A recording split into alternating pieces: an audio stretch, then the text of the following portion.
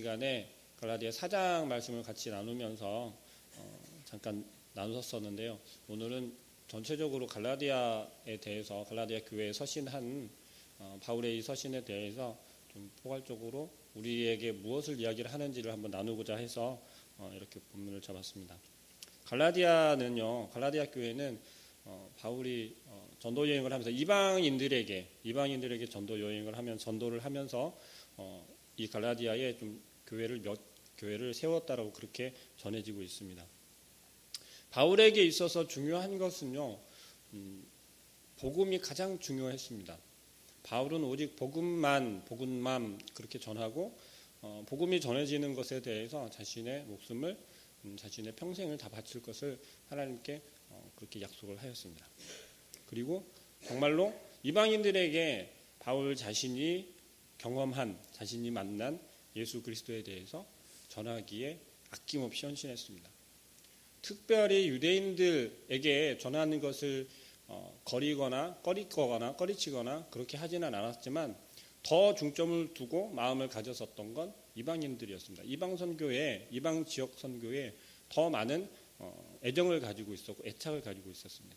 그렇기 때문에 바울은 3번에 걸친 큰 전도 여행을 떠날 정도로, 그리고 많은 교회를 세울 정도로 바울은 복음을 이방인들에게 전하는 거에 정말 열심을 다하였습니다. 그런데 오늘 갈라디아서를 보면요, 무언가 좀 문제가 되어진 것 같이 시작을 합니다.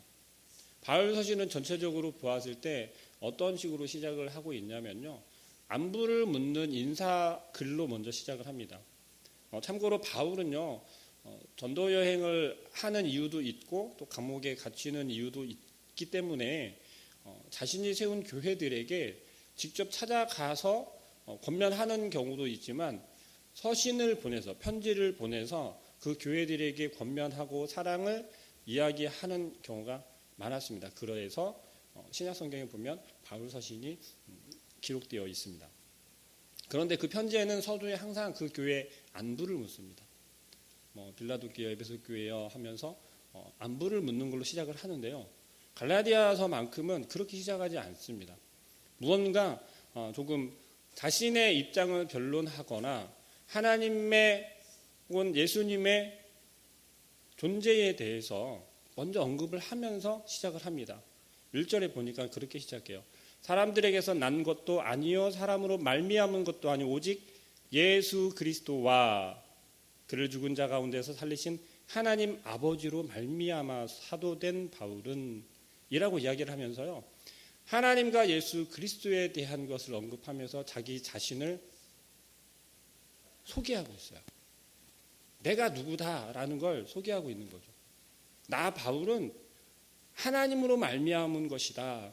하나님께서 보내주신 예수 그리스도로 말미암아서 나는 사도 되었다라고 자기 자신을 소개하고 있어요. 도대체 그 이유가 무엇일까라고 뒤에 이제 아래 오늘 읽은 본문 이후의 구절들을 읽어보면 설명이 잘 되어 있습니다. 지난 시간에 제가 갈라디아 4장 말씀을 통해서 교회가 받고 있는 위협에 대해서 제가 나눴거든요. 그 이유가 지금 이 시작에서부터 있습니다. 갈라디아 교회에 어떠한 상황들이 생겨졌냐면요, 그 밑에 쭉 나오거든요. 그런데 지난 시간에 이야기했던 것처럼 무엇인가 율법주의자들이 그 갈라디아 교인들을 유혹하고 현혹하고 무너뜨리려 하고 있었어요. 근데 앞에 서 있었던 게 뭐냐면 복음을 전하는 자가 그것을 생각하고 그것을 의식해서 온전히 행하지 못한 그러한 모습을 우리가 이야기를 했었습니다. 왜 그럴 수밖에 없었는지 좀 이해가 되는 부분이 오늘 갈라디아서를 보시면 쭉 이해가 될 겁니다. 근데 제가 간략하게 어떤 내용인지 우리 함께 나누도록 하겠습니다. 갈라디아서를 통해서 제시되고 있는 문제는 크게 한 2가지 정도로 나눌 수 있습니다. 첫 번째는 바울이 사도가 된 것을 인정하지 않는 부분이었습니다. 너는 사도가 아니야 라는 것이요. 사도다라고 이야기를 하면 우리가 보통 어떻게 생각합니까? 예수님의 12제자를 사도라고 생각을 합니다. 그래서 보통 사람들이 생각할 때 사도라고 하면 그 12명 중에 속해 있어야 사도이지, 그렇지 않으면 사도가 아니다라고 인식을 하는 거죠.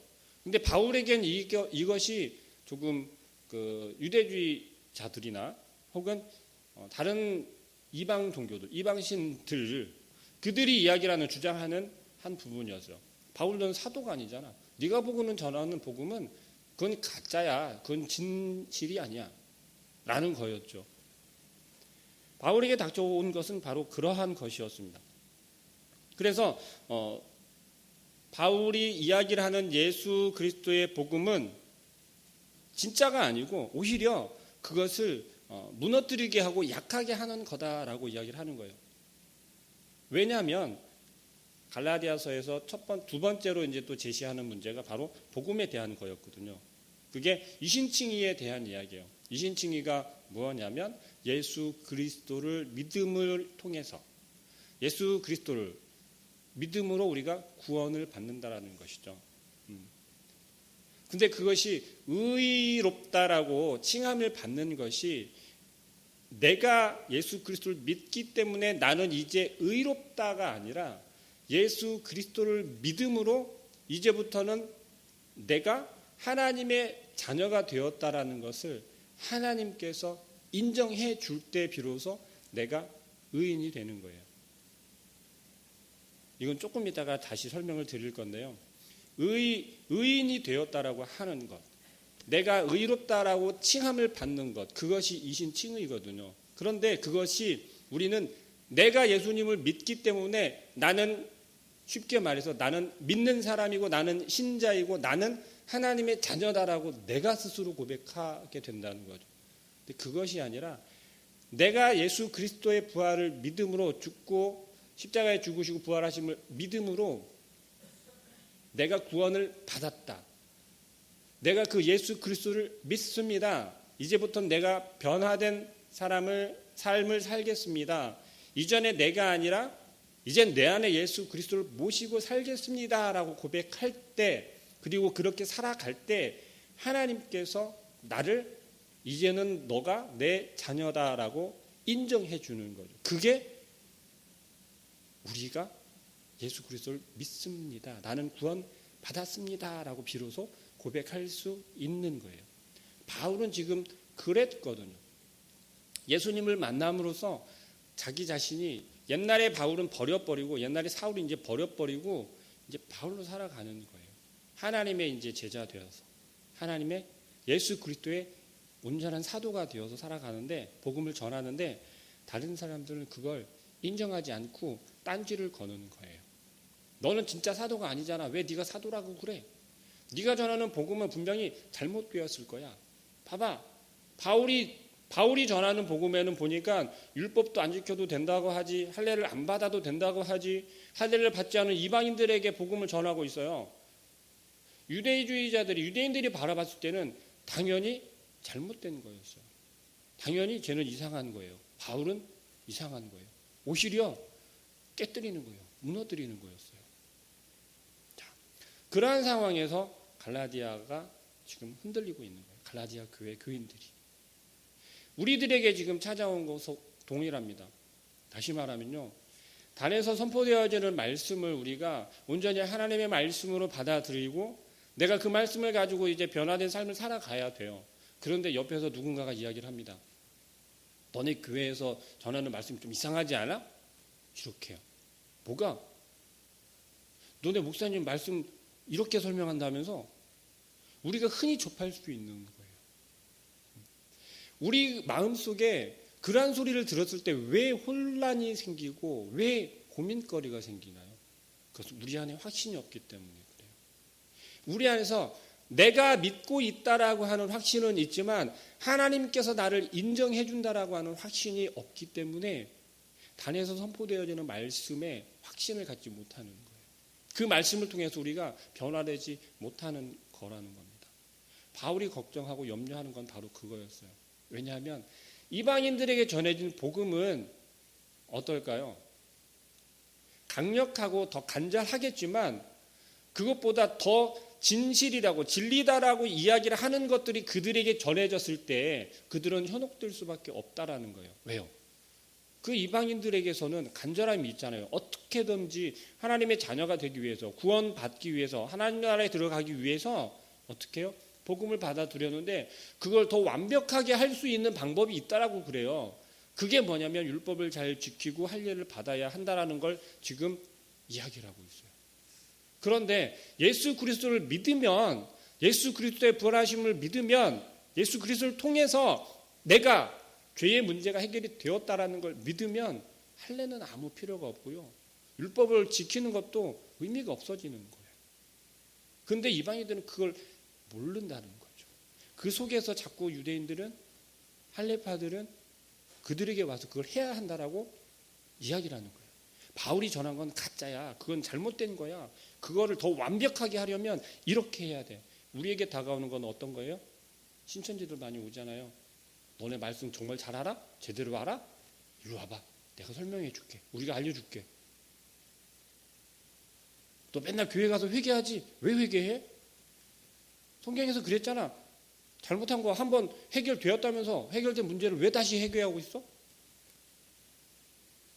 한번 구원 받았으면 끝난 거 아니야? 이제 열심히 자유롭게 살면 되잖아. 그렇게 유혹하면서 구원받은 우리에게 가까이 다가온다니까요. 얼마나 달콤합니까? 얼마나 쉽게 신앙생활을 할 수 있어요. 그러나 복음은, 진리는 그게 아니란 말이에요. 우리가 왜 회개를 합니까? 왜 회개 기도를 합니까? 회개 기도를 통해서 하나님과의 교제가 계속해서 이루어지는 거예요. 하나님과 계속해서 소통할 수 있는 거리인 거예요. 하나님께서 우리에게 끊임없이 하나님 앞으로 나아오게 하기 위해서 우리가 자꾸 넘어지는 거예요. 만약에 우리가 넘어지지 않고 정말 곧바로 서 있다라고 하면 그건 뭐예요? 완벽한 사람입니까? 인간이 완벽합니까? 그렇게? 그렇지 않거든요. 갈라디아 교인들을 지금 걱정하는 바울의 심정이 아마 예수 그리스도의 그 마음과 하나님의 마음과 같을 거예요. 왜요? 안절부절이거든요.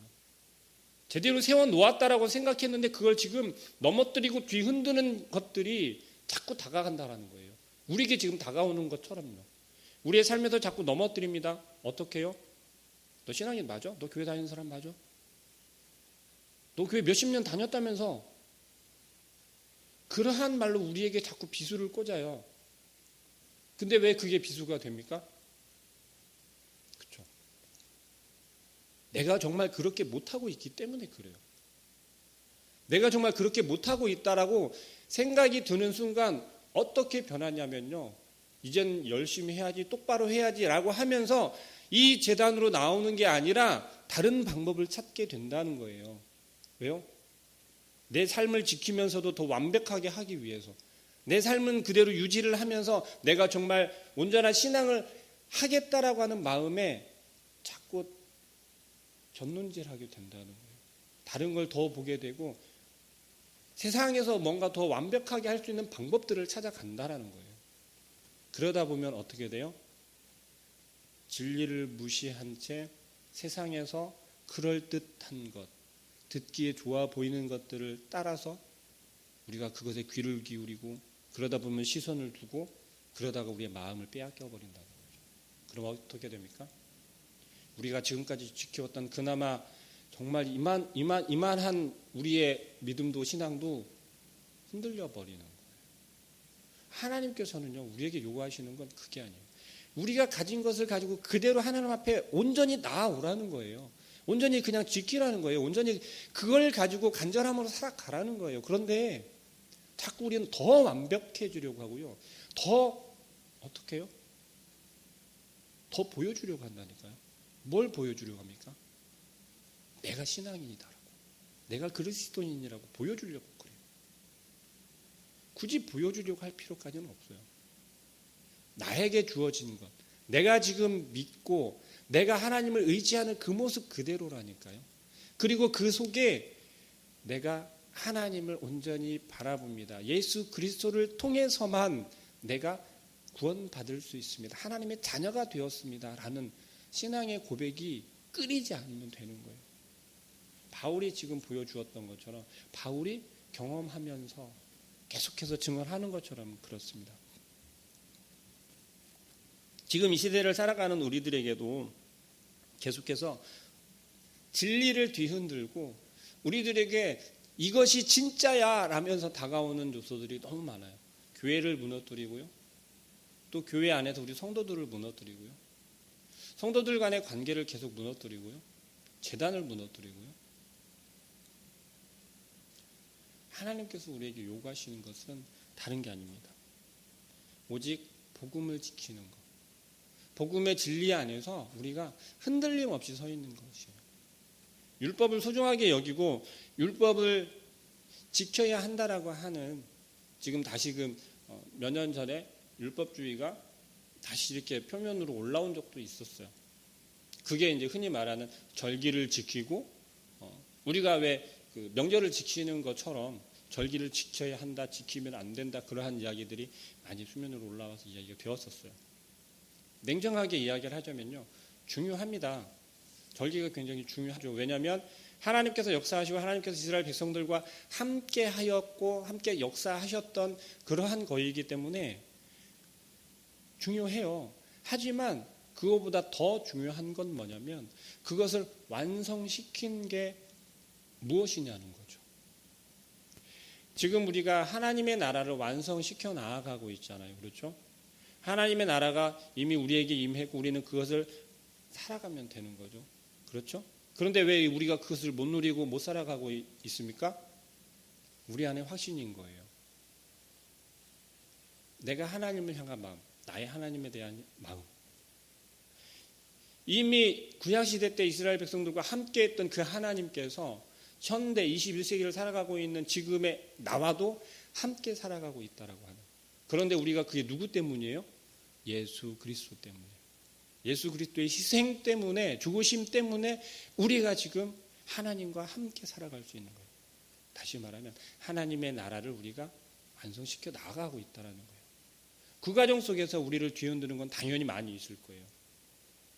사탄들이 우리를 가만히 놔두겠습니까? 그렇지 않거든요. 근데 우리는 그 흔들림의 유혹에 넘어가지 않을 수 있어요. 안 흔들릴 수 있다고요. 왜요? 예수 그리스도의 희생은 그만큼 강력하기 때문에 그래요. 우리를 죄에서 구원하실 정도의 파워가 있는 거예요. 힘이 있다라는 거죠. 능력이 있다라는 거죠. 근데 우리는 그 능력을 너무 과소평가하면서 살아간다는 겁니다. 바울이 갈라디아 교회에게 이야기를 하는 건, 갈라디아 교회 성도들에게 이야기를 하는 건 그런 의미예요. 너희들의 복음은, 너희들이 가지고 있는 믿음은, 신앙은 강력한 건데 왜 자꾸 흔들리냐? 그 복음 외에는, 그 진리 외에는 다른 건 아무것도 없어. 너네가 만약에 다른 걸 따르게 된다고 하면, 너희들을 유혹하는 그 무언가가 있다라고 하면, 누가 있다라고 하면 하나님의 저주가 임할 거야. 그게 만약에 나라 할지라도, 바울 자신이라 할지라도, 혹은 하나님께서 보내신 천사라 할지라도 그 복음을 거짓되게 만들고 거짓된 복음을 전하고 잘못된 복음을 전하는 게 있다면 하나님의 저주가 임할 거야 라고 하면서 갈라디아서 1장에서는 바울이 이야기를 하고 있습니다. 그만큼 복음의 파워는 강력하다는 거예요. 복음의 능력은 강력하다는 거예요. 다시 말하면 예수 그리스도의 힘이 그만큼 강하다는 겁니다. 예수 그리스도의 능력이 강하다는 거예요. 우리가 한 주간 동안 살아갈 때 이랬으면 좋겠습니다. 하나님께서는요, 우리를 사랑하셔서 그 사랑의 표징으로 예수 그리스도를 보내주신 거예요. 단지 그 이유예요. 우리가 죽는 걸 원하지 않으셔서. 죽지 않는 걸 원하시는 건 우리를 사랑하는 그 이유밖에 없습니다. 그런데 심지어 자기 아들을, 예수 그리스도를 죽이시기까지 희생하세요. 그렇다면 그 사랑의 힘은 얼마나 크겠습니까? 부모님의 사랑이 정말 크다고 하잖아요. 부모에 대한 자녀의 사랑. 하나님이 우리에 대한 사랑이 그보다 덜하겠습니까? 훨씬 더 강하다는 거죠. 이런 얘기합니다. 너는 하나님 사랑 많이 받나 봐. 나는 못 받고. 그런 얘기를 제가 좀 많이 들었던 것 같아요. 그러잖아요.